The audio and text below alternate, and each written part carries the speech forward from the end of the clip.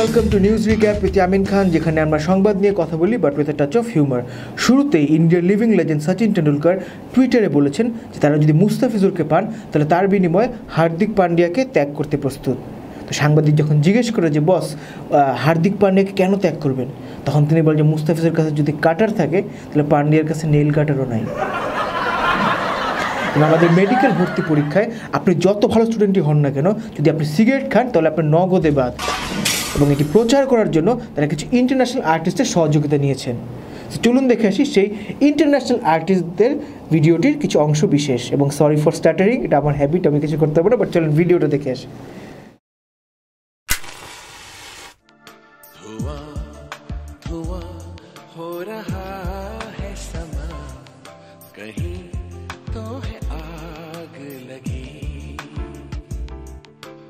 हो न हो ये तेरा काम है कि शोला बदन है तू ही। এবং এখন যেহেতু গ্রীষ্মকাল, তাই ডেন্টিস্টের পরিবর্তে মডেলিংয়েই বেশি মনোযোগ দিতে চান নাইলা নাইম। এবং এর কারণ হচ্ছে, ভাই কারণটা দেখান। এবং একটি রিসার্চে জানা গেছে প্রতিটা অফিসে 3 জনের মধ্যে একজন থাকে চরম ফাঁকিবাজ। এবং সেই সকল ফাঁকিবাজদেরকে নিয়ে একটি ভিডিও তৈরি করা হয়েছে। চলুন আমরা সেই ভিডিওটা দেখে আসি। Today I don't feel like doing anything. I just wanna lay in my bed. Don't feel like picking up my phone, so leave a message at the tone. 'Cause today I swear I'm not doing anything. এবার একটি খুশির সংবাদ।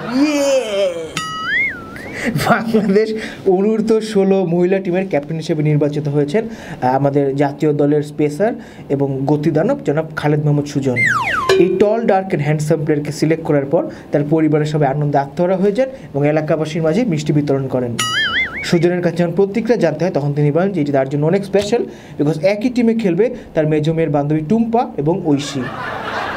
এবং ইন্ডিয়াতে একজন minister তারই party র্যালিতে একজন মহিলা কর্মীর পিছনে আস্তে করে ভালোবাসা সহ ছুঁয়ে দিয়েছেন। এবং এই ছোঁয়াছুঁয়ের খেলার ভিডিওটি যখন ইন্টারনেটে প্রচার পায় তখন এটি ভাইরালে পরিণত হয়। চলুন আমরা দেখে আসি সেই নিপুণ প্রেমের গল্পের কিছু অংশ বিশেষ।